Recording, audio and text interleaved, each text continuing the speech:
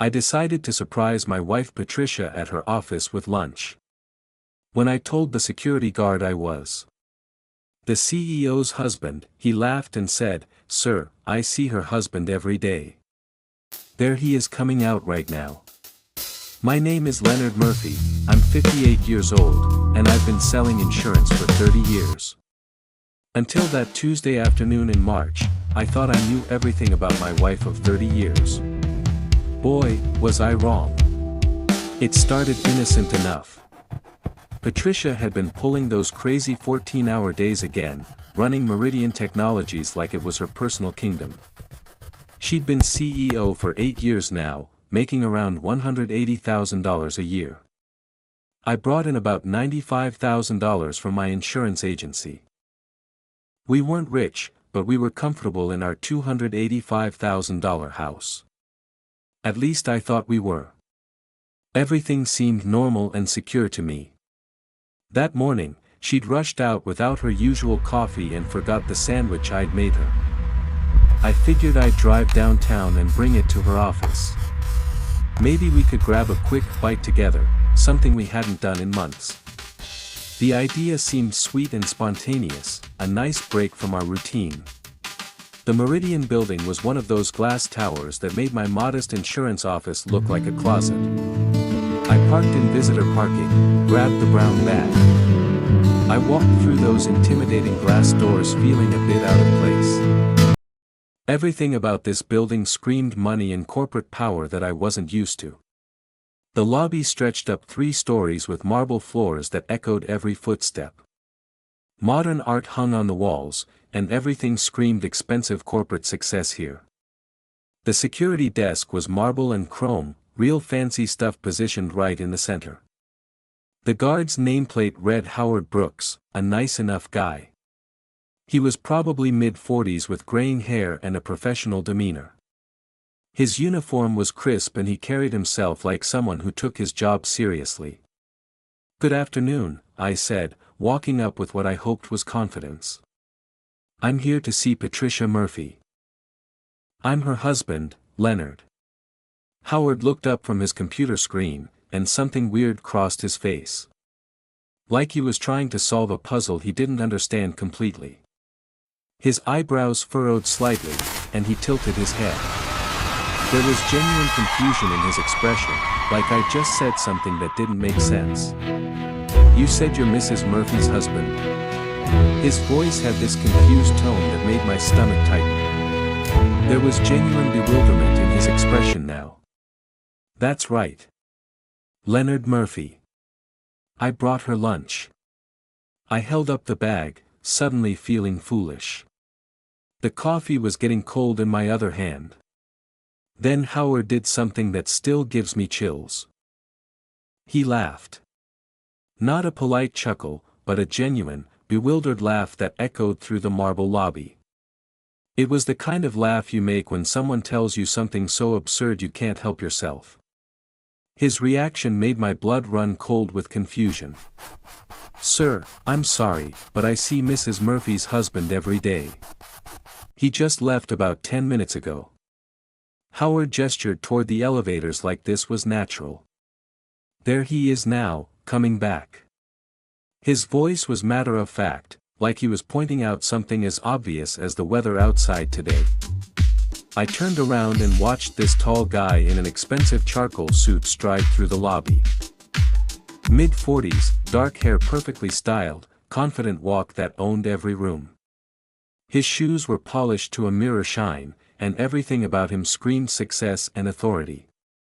This man moved like he belonged here completely. The man nodded to Howard like they were old friends. "Afternoon, Howard. Patricia asked me to grab those files from the car." His voice was smooth and cultured. "No problem, Mr. Reynolds. She's in her office." Howard's response was casual, familiar, like this was a daily routine they'd all done 1,000 times before. Victor Reynolds. I knew that name from Patricia's work stories. Her vice president joined the company 3 years ago. Always mentioned in passing, always professional context. Always business, or so I thought. Now I was seeing him in person for the first time, and something about this whole interaction felt terribly wrong.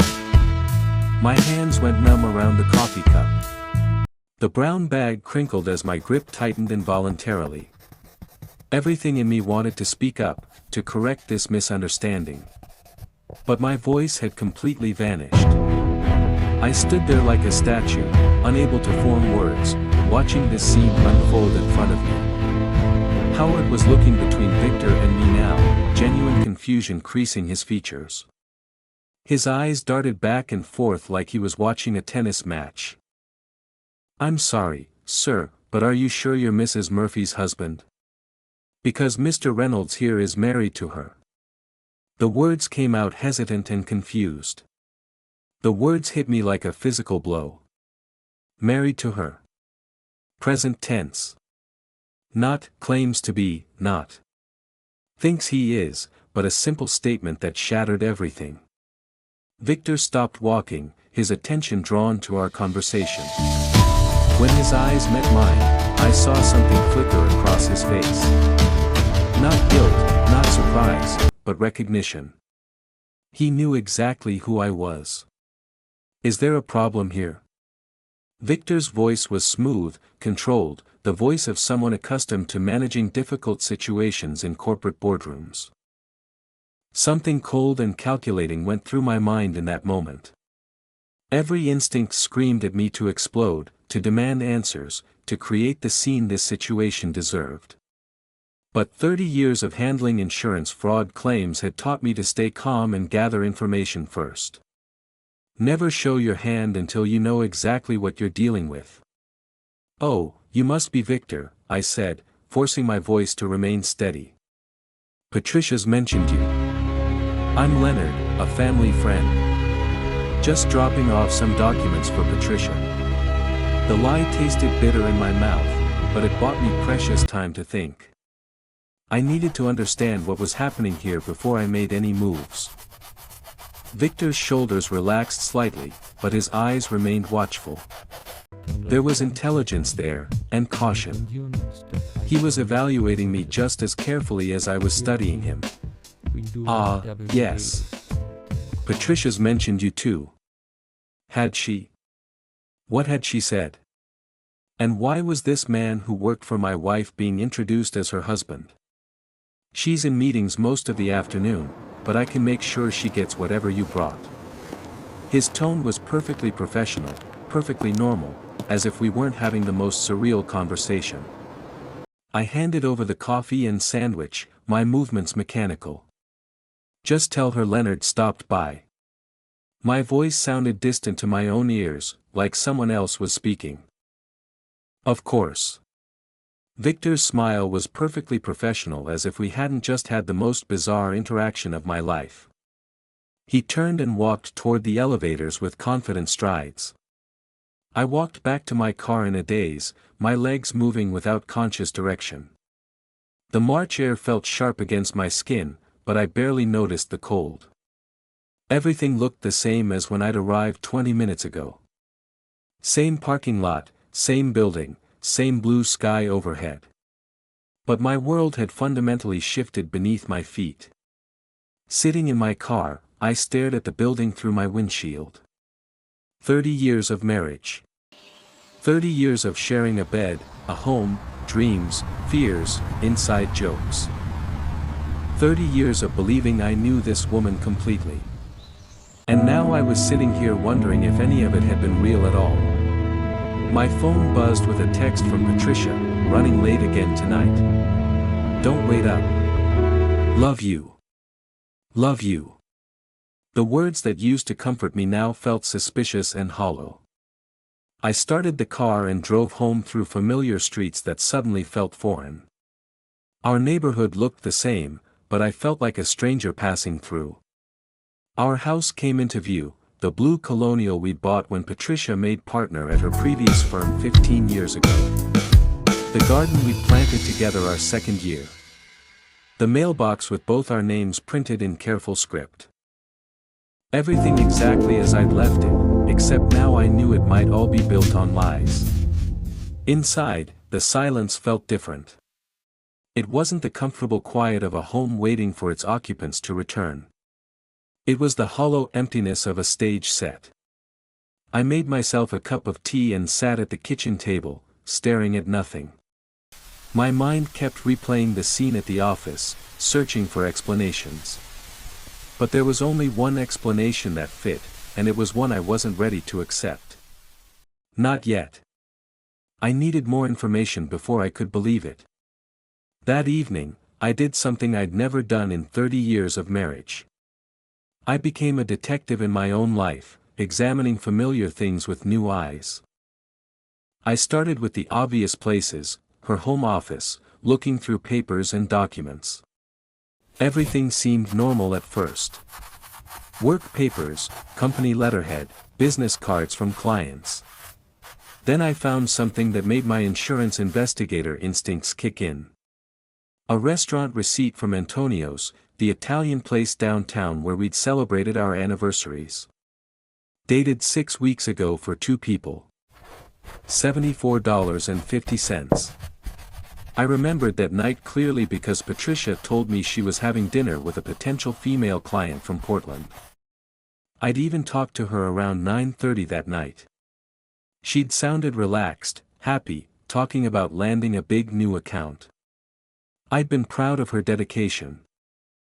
But this receipt told a different story. No business meal charges that would come with client entertainment. No appetizers or wine that Patricia would order to impress. Just 2 entrees and a bottle of wine. The kind of intimate dinner I thought was reserved for us. The kind of meal 2 people share when they're comfortable together. My phone rang, startling me from my thoughts. Patricia's name appeared on the screen. I almost didn't answer, but 30 years of habit kicked in automatically. "Hey honey," I answered, surprised by how normal my voice sounded. Like nothing had changed, like my world hadn't just been turned upside down. "Hi. Just checking in. You sounded tired this morning." Her voice carried genuine concern, the kind of caring attention that had made me fall in love with her originally. "Just a long day. Didn't sleep great last night." The conversation felt surreal, like we were actors reading lines from a script neither of us believed. "Maybe you should take it easy today. You've been working so hard lately." The irony wasn't lost on me. While I'd been working hard at my practice, she'd apparently been working. "Actually, I was thinking about that dinner you had with the Portland client. The one about 6 weeks ago. How did that work out?" I kept my voice casual. A pause. So brief that most people wouldn't notice it. But after 30 years of marriage, I knew Patricia's speech patterns. She was calculating her response carefully. "Oh, that didn't work out. She decided to go with a local firm." Her voice stayed steady, casual. "Why do you ask?" There was just a hint of curiosity. "Just curious. You seemed excited about it at the time." I was testing her now, seeing how far she'd take this lie that I now knew was a lie. "Well, you win some, you lose some. I should get back to this board meeting prep. See you tonight." I could hear typing in the background, multitasking as usual. After she hung up, I sat staring at the receipt. Either she was lying about the client meeting, or she was lying about the dinner. Either way, she was lying to me. And if she was lying about this, what else had she been lying about for months or even years? The next day, I did something I'd never done before. I went through Patricia's things systematically. Not frantically, not desperately, but with methodical precision. My insurance background had taught me to spot inconsistencies and follow paper trails. I approached this like any other fraud investigation, except this time it was personal. Her laptop was open on the kitchen counter, something she'd been doing more frequently over the past year. I told myself I was just closing it. But my eyes caught a notification bubble in the corner of the screen. Victor Reynolds had sent her a calendar invitation. I shouldn't have clicked it. I knew I was crossing a line, violating her privacy in a way that would have horrified me just 48 hours earlier. But 48 hours earlier, I'd believed my wife. The calendar invitation was for dinner. Tonight, 7 p.m. at Bellecourt, the upscale Italian place that had become our special occasion restaurant over the years. The reservation was under Victor's name. My chest felt tight as I scrolled through more calendar entries, each one revealing another piece of her hidden life. Lunch meetings with Victor that weren't labeled as business. Doctor's appointments Patricia had never mentioned to me. A weekend spa retreat 3 months ago she'd called a conference. But what made me physically sick were the recurring entries. Coffee with V every Tuesday at 8 a.m. Dinner plans every other Thursday, marked as personal time. Weekend planning for this coming Saturday when Patricia had told me she needed to work late. I was looking at a parallel life, carefully scheduled and hidden. The garage door opened at 6:15. Patricia was home early, unusual for a Thursday. I closed the laptop quickly, my heart hammering as I heard her heels. "You're home early," I said, watching her move through our kitchen in that navy dress I'd bought her last Christmas. She looked beautiful, I realized with pain. Wrapped up early for once. She checked her phone as she spoke, her fingers moving quickly across the screen. "Thought maybe we could grab dinner out tonight." The lie was so smooth, so perfectly delivered, that I almost believed it myself. If I hadn't seen the calendar invitation, I would have been thrilled by her suggestion. "Where did you have in mind?" I asked, studying her face for any sign of deception. There was nothing. Her expression was exactly what it always was. "Oh, maybe that new place on 5th Street, or we could try something different." She was typing on her phone while talking, probably texting Victor right now. "Actually," she said, looking up with apparent disappointment, "I just remembered I have that conference call with the Seattle office. Completely slipped my mind." She shook her head ruefully. Rain check. The performance was flawless. If I hadn't known better, I would have felt sorry for her disappointment. "Of course. What time's your call?" I was playing my part in this elaborate deception, pretending I believed her lies while gathering more evidence. 7:30, could run until 9 or 10. You know how these cross-country things go. She was already moving toward the stairs, toward our bedroom. "I'll grab something quick on my way back to the office." 20 minutes later, she came back down wearing a different outfit, professional but attractive. Perfect makeup, perfect hair. She looked like a woman preparing for an important evening, not someone settling in for a long conference call with colleagues. "Try not to be too late," I said, kissing her cheek. The same spot I'd kissed that morning, but now it felt like kissing a stranger. "Take your time. I'll probably turn in early anyway." She gathered her purse, laptop bag, and keys. The same routine I'd watched thousands of times before. After she left, I sat in our living room surrounded by 30 years of shared memories. Wedding photos on the mantle, vacation souvenirs, meaningful gifts we'd exchanged. All of it was real, but none of it meant what I'd thought it meant.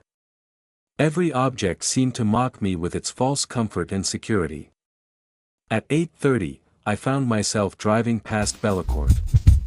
I told myself I was just going to the grocery store, that this route was perfectly normal and reasonable. But when I saw Patricia's silver Honda in the restaurant parking lot next to a dark BMW, the last thread of hope I'd been clinging to snapped completely. They were in there right now, sharing the kind of intimate dinner I thought was exclusive to our marriage. Was he telling her he loved her? The revelation came 2 days later in the most ordinary way possible. I was looking for our homeowner's insurance policy when I found something unexpected. A key I didn't recognize. Brass, worn at the edges, attached to a keychain from Riverside Apartments across town. We owned our house outright. Neither of us had any reason to have an apartment key, let alone one from a complex 30 minutes away from our neighborhood in a part of town. That afternoon, while Patricia was at what she called a client presentation, I drove to Riverside Apartments. The complex was nice, upscale but not ostentatious. The user I sat in my car in the visitor parking area, staring at the key in my palm and wondering if I really wanted to know what door it opened. No music, no ambience. The answer came when I saw Victor's BMW pull into a numbered space. He got out carrying grocery bags and what looked like dry cleaning or pressed shirts. He moved with the easy familiarity of someone coming home, not someone visiting. When he disappeared into Building C, I waited exactly 10 minutes before following him. The key fit perfectly into apartment 214. The door opened onto a life I never knew existed, a fully furnished home that wasn't just a meeting place. This was a real residence with photos on tables, books on shelves, and Patricia's favorite throw pillows arranged on a couch I'd never seen before in my life. But it was the photos that destroyed me completely. Patricia and Victor at what looked like a company Christmas party, his arm around her waist. The two of them on a beach I didn't recognize, both tanned and relaxed. Patricia wearing a sundress I'd never seen, her left hand bare of rings. I moved through the apartment like a ghost, cataloging evidence of a relationship that was clearly far more than an affair. This was a second life. In the bedroom, Patricia's clothes hung next to Victor's in a shared closet. Her perfume sat on the dresser next to his cologne, like any married couple. The bathroom held 2 toothbrushes, her contact solution, and the expensive face cream she claimed was too costly to repurchase when she'd run out months ago. On the kitchen counter, I found the most devastating evidence of all. A folder labeled Future Plans, in Patricia's familiar handwriting, neat and organized. Inside were house listings in Victor's name, vacation brochures for trips I'd never heard her mention, and a detailed business plan for expanding Meridian Technologies.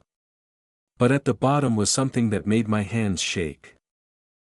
A consultation summary from a law firm, discussing optimal divorce strategies for high-asset individuals. According to the document, Patricia had been planning this divorce for 18 months, building a case that would paint me as an emotionally unavailable husband. The strategy involved establishing a pattern of my alleged withdrawal, supported by what the lawyer called lifestyle incompatibility evidence, that made me look inadequate. According to this plan, my contentment with our quiet life would be presented as social isolation. My satisfaction with my insurance practice became lack of ambition. I photographed everything with my phone, my insurance training taking over automatically. Documentation, evidence, proof. I needed records of what I'd found here today. But as I worked, a strange calm settled over me. For 3 days, I'd been tormented by uncertainty, by the gap between suspicion and knowledge. Now I had answers. And while they were devastating, they were also clarifying. I knew exactly what I was dealing with and how to respond. The next morning, I called Albert Wilson, the lawyer who'd handled our wills 5 years ago. The irony wasn't lost on me that Patricia had consulted lawyers too. "Albert, I need to discuss some urgent matters regarding my marriage." My voice was steady, professional. I was approaching this like any other business transaction now.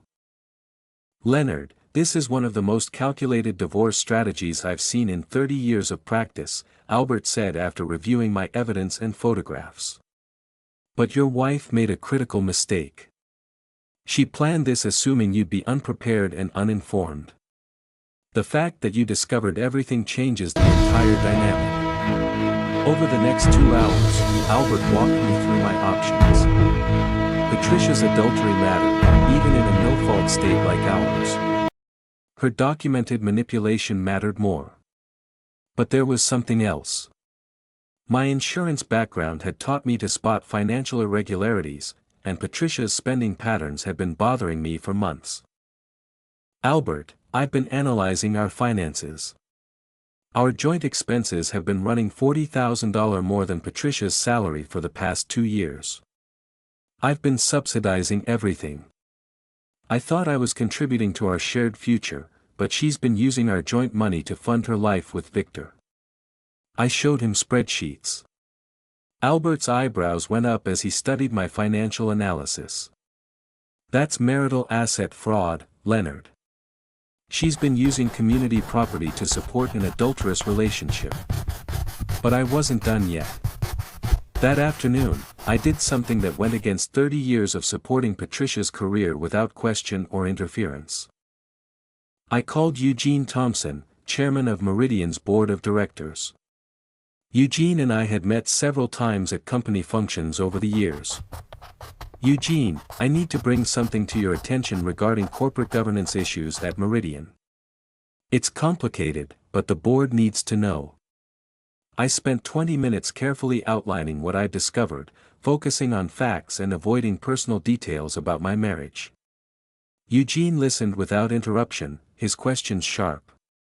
You're saying Patricia's been implementing major structural changes without board approval, while simultaneously conducting an inappropriate relationship with her subordinate? His voice was grim. I'm saying there appears to be a significant disconnect between operational reality and board oversight. And the board has a right to know. That evening, Patricia came home later than usual, her face tight with stress. Her usual composed demeanor was cracked around the edges like broken glass. We need to talk, she said, setting her briefcase down with more force than necessary. About the call Eugene made to me this afternoon. About the corporate governance review the board has suddenly decided to conduct. About the fact that my own husband is apparently sabotaging my career. I met her gaze steadily, no longer intimidated by her anger or her accusations. I shared factual information about unauthorized reorganization. Nothing more or less. Don't play innocent with me, Leonard. You knew exactly what you were doing when you made that call. Her eyes were hard, calculating, desperate. Yes, I did. The same way you knew exactly what you were doing when you spent 18 months planning my replacement while accepting my love. This is different, and you know it. This affects my professional reputation, my ability to make a living in my chosen field. She was losing control now. Your affair with Victor affects that too. The board will find out eventually that you've been restructuring to benefit your personal relationship. I just accelerated the timeline. She stared at me for a long moment, and I could see her reassessing everything she thought she knew about me. The passive, supportive husband was gone. What do you want from me? She asked finally, her voice smaller than I'd heard it in years. For the first time, she looked genuinely worried. I want you to stop treating me like I'm stupid. I want you to acknowledge that actions have consequences beyond your personal happiness and ambitions. And I want you to understand that I'm not going to quietly disappear just because it would be convenient for your new life plan with Victor. The divorce was finalized 4 months later, and I discovered that sometimes losing what you think you can't live without sets you completely free. At 58, I learned that my contentment with simple pleasures wasn't weakness but strength, and real love never requires you to diminish yourself.